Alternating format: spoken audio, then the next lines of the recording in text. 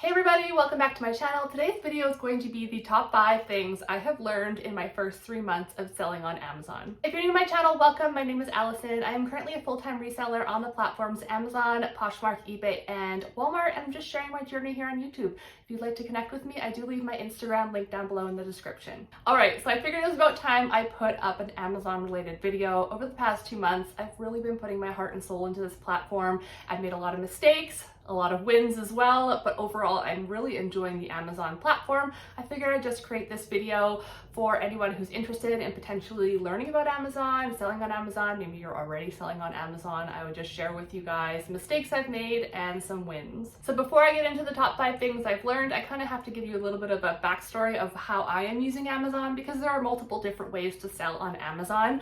I am selling through FBA, which is fulfilled by Amazon. That means when I source the products, I actually send them off directly to the warehouse, and from there, Amazon actually ships and fulfills the orders, deals with any customer returns or complications, and everything is done straight from their fulfillment center. I really love this method because I don't want to store all these products in my house, and I just love that once I have the products ready and shipped in the box, I don't have to deal with them again. There is another method, FBM, fulfilled by merchant. I have not tested that out yet, but that is the kind of other side of selling on Amazon, and that is where you ship the items directly from your house. As far as which Amazon platform I am selling on, I'm currently selling on both. I am selling on Amazon Canada. That's where primarily most of my inventory is. However, I have sent off a few boxes to the US market as well, so I am testing that market out to see kind of how pricing works. It does cost me more to ship it to the US, so I'm still kind of learning that, but I am selling on both. And then as far as what am I selling on Amazon, that's the question I get from a lot of family and friends when they hear that I'm selling on Amazon. There's a lot of different ways to go about it. Obviously, if you are the owner of a product, you are the person who manufactured it straight from the source, you are the brand owner, you can post your own products up that way. There's also the way of contacting those people, the owners of the product, and asking to buy their products wholesale and then sell it that way. So it's kind of like you're a distributor for the product. The third way is retail arbitrage, and that's kind of where I have started and focused a lot of my time. However, I have dabbled in the other ways as well. I will get into that more as we go, but retail arbitrage is basically where you go out, you find the product selling less in store than it is on Amazon and sending it off that way. The great thing is that there's a calculator that you have when you do sign up with Amazon, and it can show you exactly what your profit is after fees, after your cost of goods, to kind of figure out if that product is worth purchasing or not. So there's definitely a lot of trial and error when it comes to Amazon. I have definitely made the most mistakes out of any platform by far using Amazon. However, that being said, it is by far my most favorite platform and fastest moving. So definitely pros and cons. I'm kind of the person who just likes to jump right in and learn through my mistakes. So here's what I've learned so far. Number 1, do not just buy things because you are eligible to sell them. So in the beginning, when I started selling with Amazon, when you scan a product with your Amazon seller app, it'll tell you if the product is restricted or not. A lot of categories such as grocery, topicals, house and home,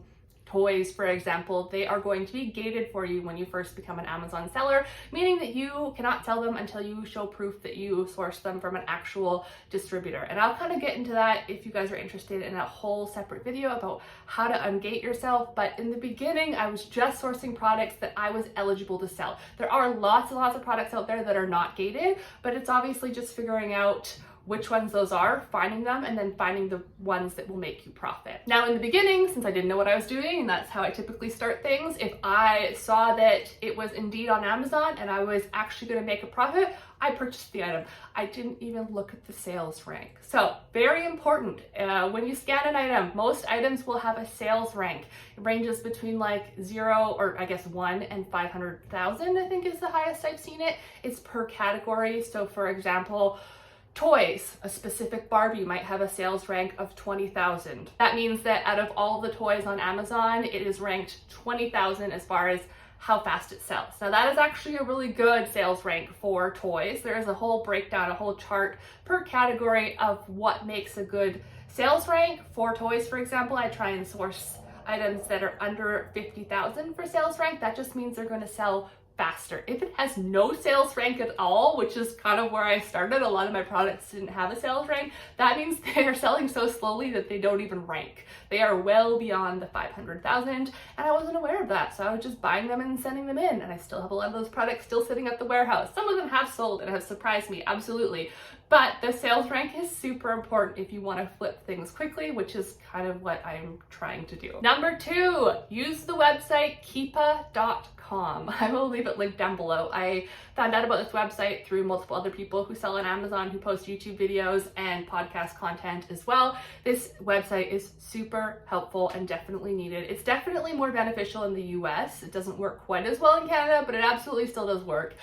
And what you want to do is, when you're sourcing an item, so it's going to show you the sales rank. It's also going to show you who's selling the product. So obviously it's important, if there are a ton of sellers on there, then you all are sharing the number of sales. So you want to try and pick items that have less sellers. But beyond that, I really try and avoid products that are sold by Amazon. If Amazon themselves is on the listing, Amazon is going to get the priority when one of those sell. Doesn't mean that you'll never sell a product. I've absolutely sold products that Amazon was selling as well. They just don't sell as quickly. You just don't get the share of the buy box. Again, a whole nother video I could do if you're interested on the buy box, but you're just not going to get a share of that very often. Therefore, you're not going to make as many sales. So why am I talking about keepa.com? Because sometimes when you scan an item in the store and you see it makes a profit, it's not sold by Amazon, amazing. You get it home and suddenly Amazon's on the listing, or suddenly the price has tanked. Things like that. If you take the ASIN, again, a whole nother video I could do, but if you take the product identifier, you put it in keepa.com, it'll show you the price history. So it'll actually show you where the item was priced at, because the price changes all the time, and you can kind of gauge to see, okay, is it just sitting high right now? Is the price gonna tank all of a sudden when I get it home?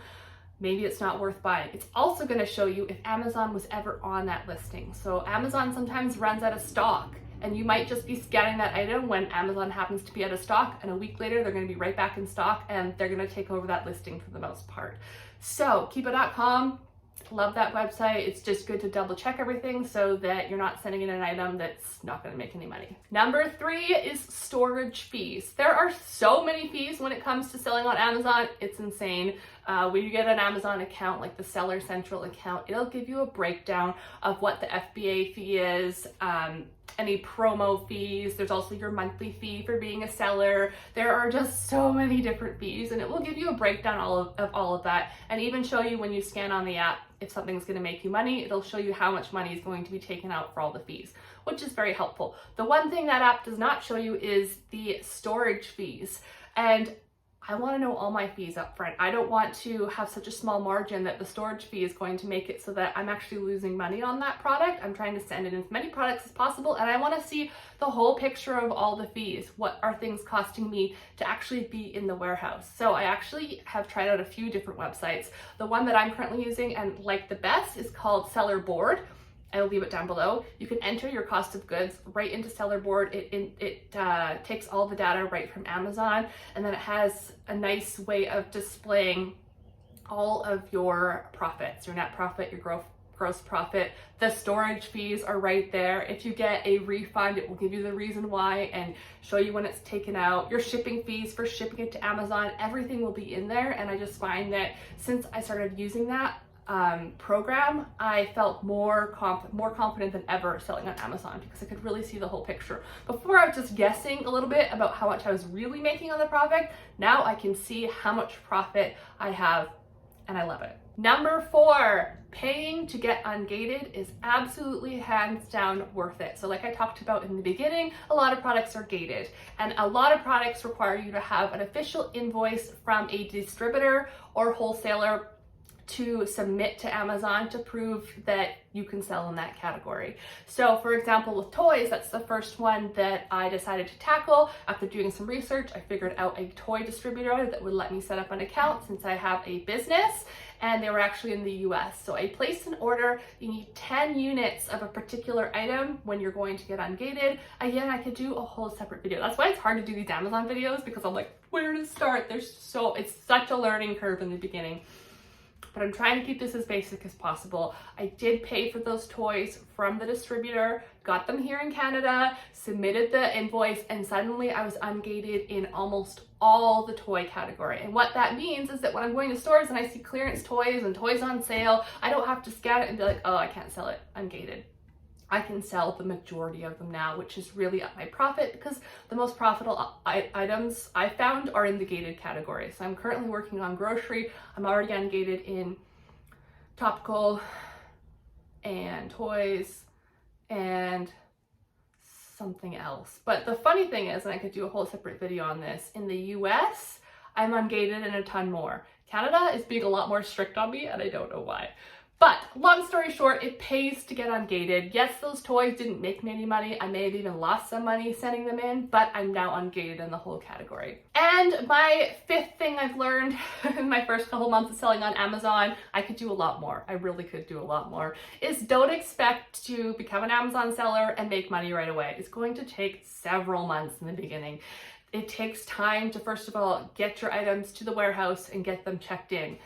It takes time to get paid out. Amazon pays every 2 weeks, but the main thing is the account level reserve. So on Amazon, say I made $1,000 in that 2-week period, that was my profit. Amazon holds back like half of it, sometimes even more than half of it as an account level reserve, just because I'm a newer seller and in case there's any issues with product returns or whatnot, it's just like their safety net. So then on the next 2-week pay period, they pay me out for that account level reserve, plus a chunk of what I made in the next 2-week pay period, but then they hold an even bigger chunk of that pay period. So it's kind of like this backwards catch-up game. From what I've learned so far from doing research, it takes about 4 to 6 months until everything levels out and you stop getting held back on big chunks of payments, but it's just something to keep in mind. In the beginning, Amazon, don't expect to be taking on profit immediately. So is it still worth it in my opinion to sell on Amazon FBA? Absolutely. I am so excited about this platform. I have made so many mistakes. I have